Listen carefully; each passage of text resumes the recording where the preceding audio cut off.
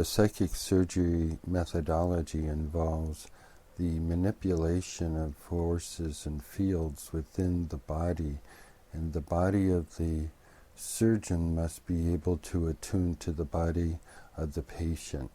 Now this is done through a form or format of consciousness and attunement with the consciousness with the body in order to present the body as a field or a different type of force than is in the normal reality. So what essentially is occurring is that the psychic surgeon is manipulating the fields within their hand in order to change the environment of the hand and change it into a realm or another dimension that can perform the psychic surgery.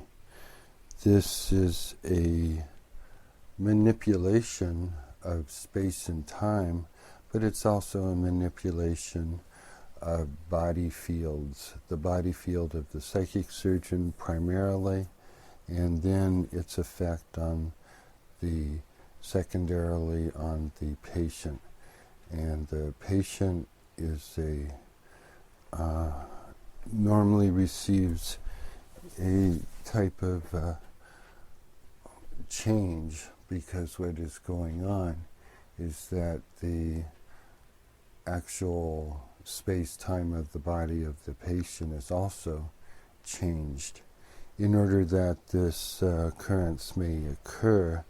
Now the energy involved is very high because of the necessity of transcending normal boundaries of space and time, and therefore it probably is good for the practitioner of psychic surgery to develop high powers of concentration, prayer, and dedication to the work in order to be able to muster the forces necessary to do this. So the energy essentially comes through the psychic surgeon in order to do this, and it may occur or may be made available by the prayers of people nearby, maybe in an operating room nearby, and or the best wishes. So all these are part of the supplementary or augmentation of the surgery through the intervention of energies through prayers and other types of means, such as laying on of hands to or nearby, sending energy to the practitioner through prayers or through extended hands that may be extended from several feet or across the room as such. So the energy manifestation necessary in order to transcend the boundaries is quite high, yet it is available to the practitioner, and the practitioner of the psychic surgery essentially has to use the energy in a particular form or set of procedures that allow the healing to occur. So in the practice itself, the individual is trying to use the good energy essentially to do well, to do good. So this is essentially built in to the methodology. So the healing part of it is a necessary part that it's not that you can really learn this to do well. I mean, do ill, because it's a healing process essentially, and using it otherwise is different format than the healing format that is used by the psychic surgeon and psychic physicians. The ability of the psychic surgeon depends on their ability to control the flows within their own body, and the flows essentially are from the hands, which is the most common tool that the psychic surgeon would use, in using it in going over the body, into the body, and penetrating where necessary in order to relieve the body of stresses that are diseases or other types of problems that might be cured or somewhat helped or healed through the psychic surgery process. Where is the mind of the psychic surgeon when he's performing this, or he or her? Well, the consciousness or the thinking part of the mind has to be focused on the detail of what is going on.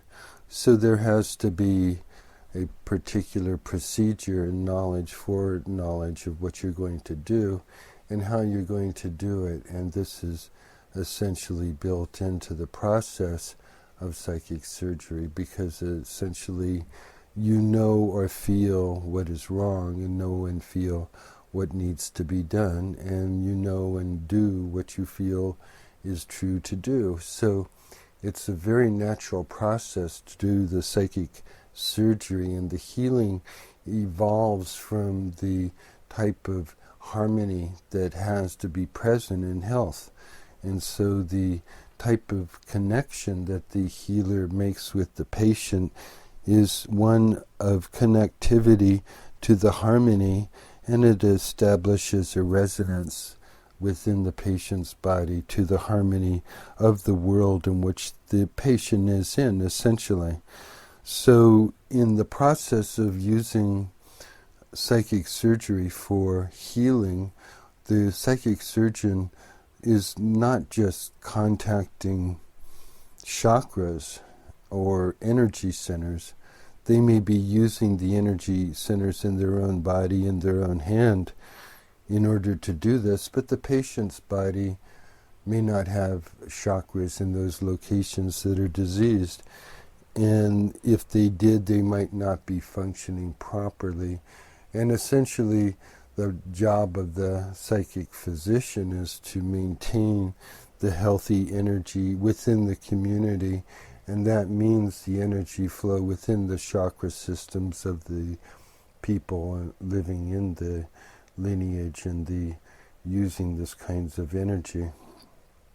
So the psychic physician necessarily has to be in harmony themselves with this whole flow and be able to extend this harmony into the individual in which they're relating this healing energy and this process.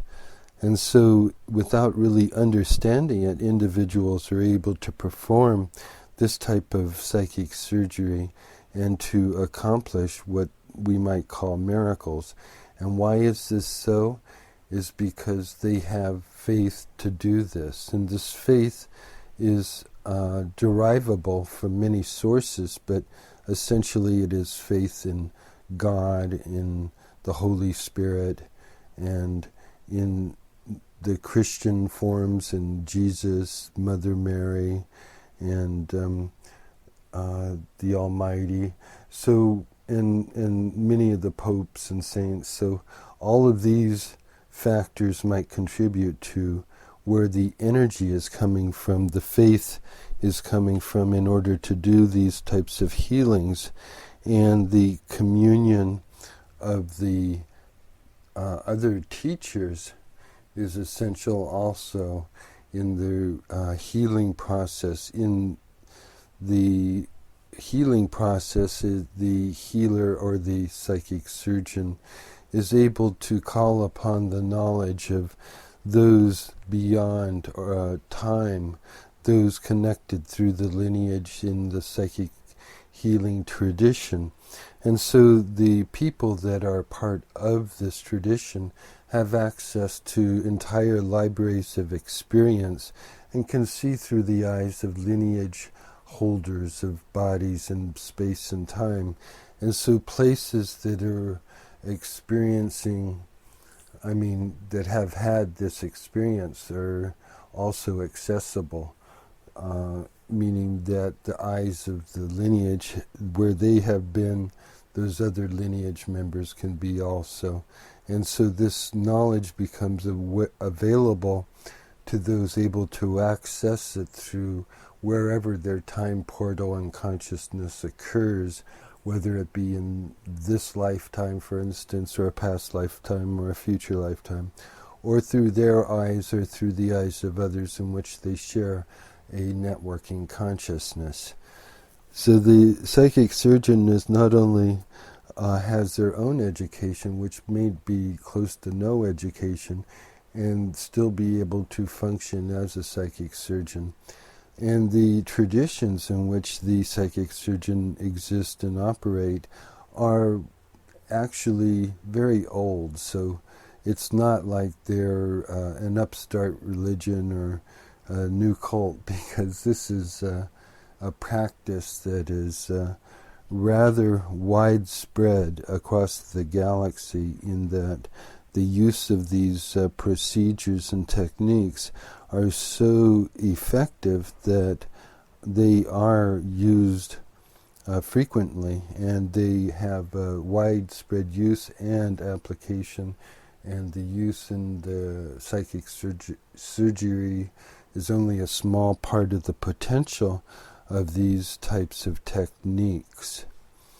Understanding the universal connectivity between individuals, such as the psychic surgeon and the patient, allows the psychic surgeon to extend through their hands into the sphere of the other individual, the patient, as we might call them. And so in this type of procedure, what would see, if you were seeing through the eyes of a psychic surgeon, you would see that your hand is essentially a matrix of energy lines that extend out from the chakra centers that are located at particular places on your hand and across your body. And being interconnected, these centers of energy are connected by a neuro and psychic networks that allow the psychic surgeon to essentially sense the environment through their chakras, through their body, and be aware of their environment or their universe near them. So it's a extra step in awareness of the environment, and also awareness of the spirit and spirits in the environment. Allow the psychic surgeon to essentially harmonize themselves with the environment and harmonize the patient with a healing process.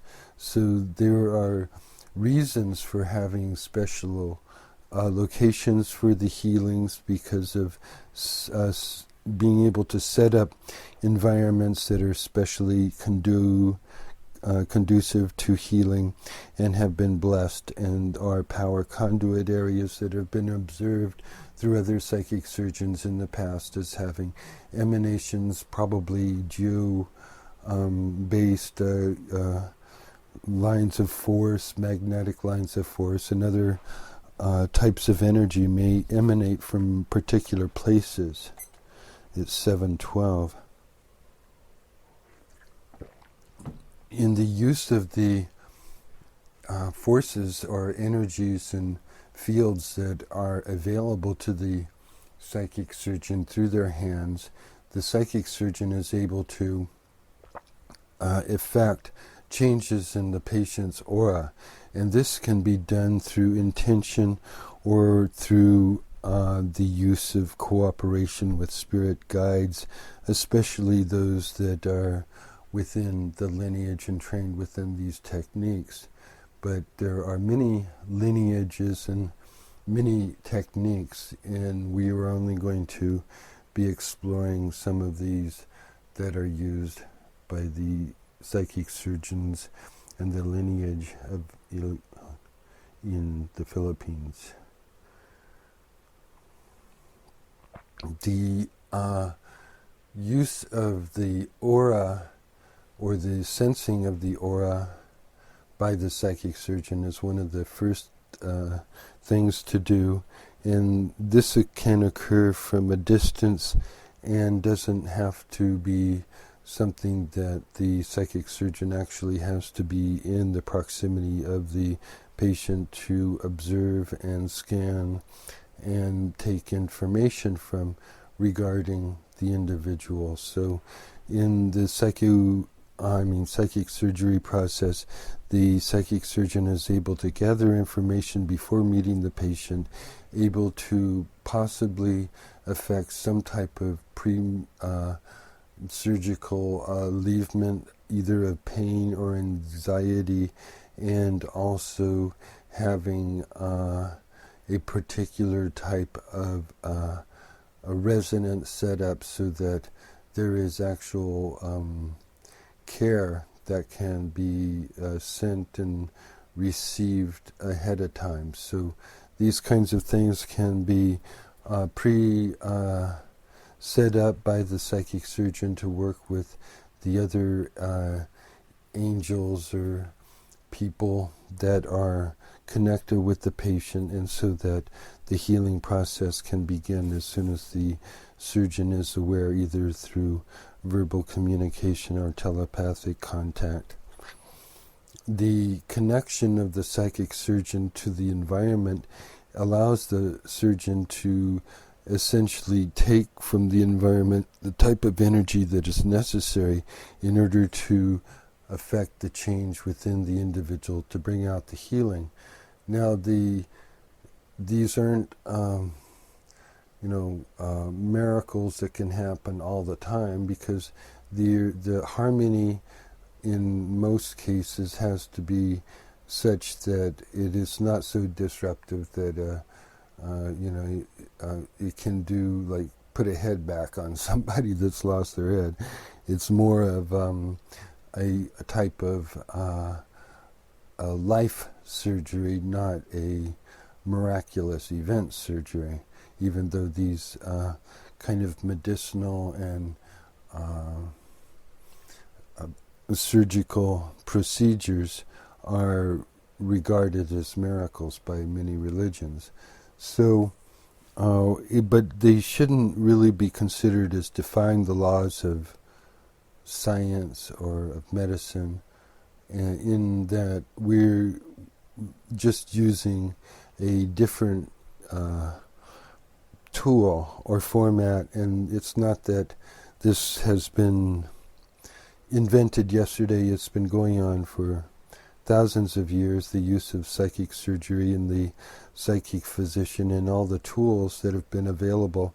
And what I was saying earlier is that these tools are used elsewhere by other intelligent entities and other planetary systems all across the galaxy, and we did not create these as humans. These are borrowed technology as it is, and so the use of this technology is maybe not as understandable as one might hope. So one would have to, in becoming a psychic surgeon, be able to take a lot for granted, that, and what that means is to know that you're not going to know unless you're really, really initiated, and there's like very few people that have a big enough head to absorb all that. So it's more like you'd need a brain the size of a whale. I mean, literally the size of a whale.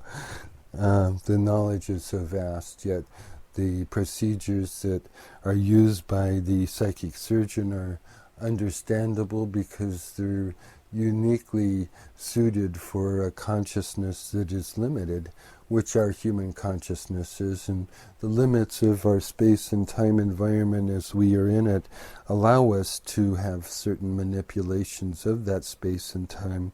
And the more we are able to do that, the greater types of responsibilities go with that, and also the greater challenges and the greater adventures as well.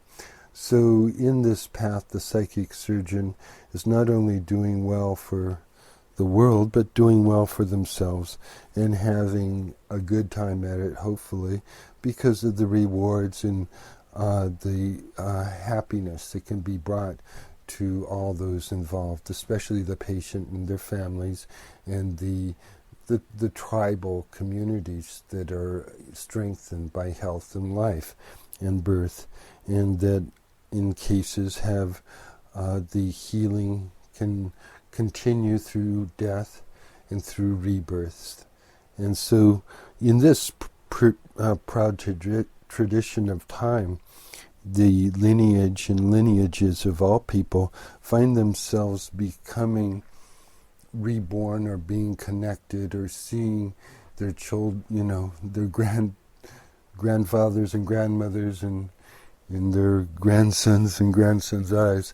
So the idea of transferring through time is acceptable in many cultures and acceptable in a lot of ways when we see references to this kind of thinking in the Bible.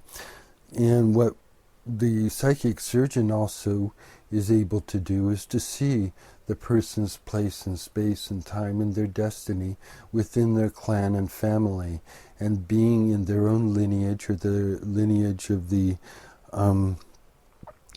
various lineages, they're able to see how that person fits in and see how that person is interconnected, and also see if that person is connected possibly too much to the wrong types of people or energies or connections. So in a lot of ways, these psychic surgeons not only deal with removing or healing within the body, yet they can also work on removing connections that are unnecessary and unwanted, such as psychic cords and strings and psychic chains that attach individuals that shouldn't really be attached through some kind of good or bad intention. Some people become attached through time, through carelessness, and through careless relationships, and through unavoidable circumstances.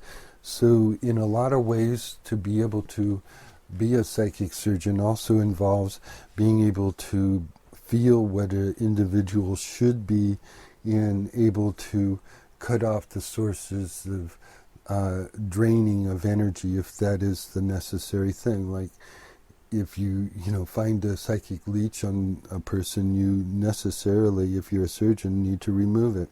And there are connections with, say, evil people might be able to put connections, energy drain connections and cords in other people, or spirits might hang around a person that shouldn't have them. And so there's all types of invasive spirits and cords and beings in this world, and the psychic surgeon necessarily has to help in removing them, connecting with the true, or in a lot of cases the true connections are being choked off by the unreal and or the unwanted. Really, they're very real.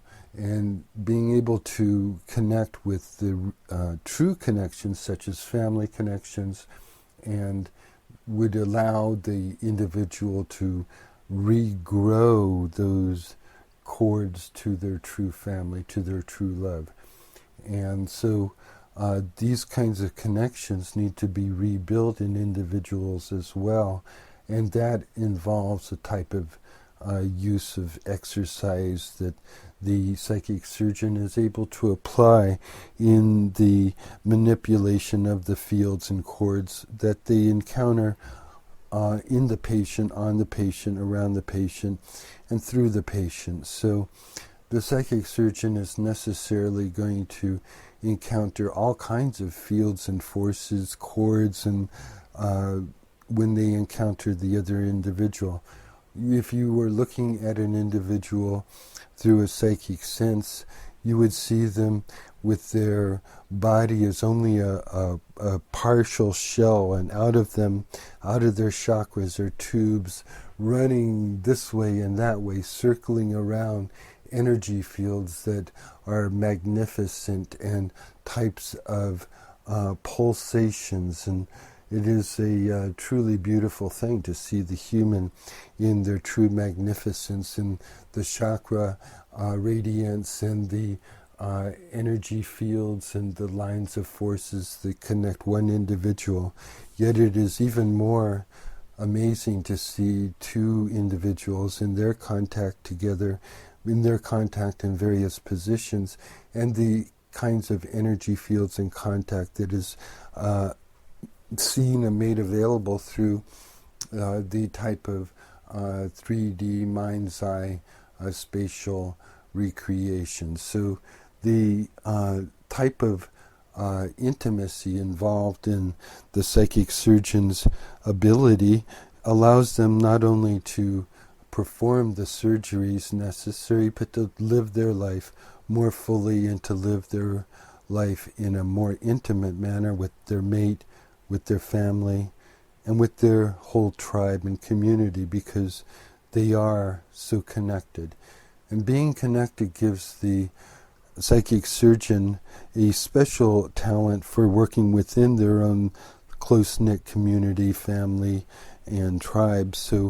But when they are able to do this on a much greater scale to strangers that aren't marked with the types of blood and types of affinities that the tribes in close proximity would gain through intermarriage and closeness would have. So when the psychic surgeon in a non-lineage context is learning, they have a much greater challenge because they don't have the framework of family and community and lineage that are built into the psychic surgeons that live in the Philippines and other places. But traditions can be developed, and families can be developed, and communities can be developed.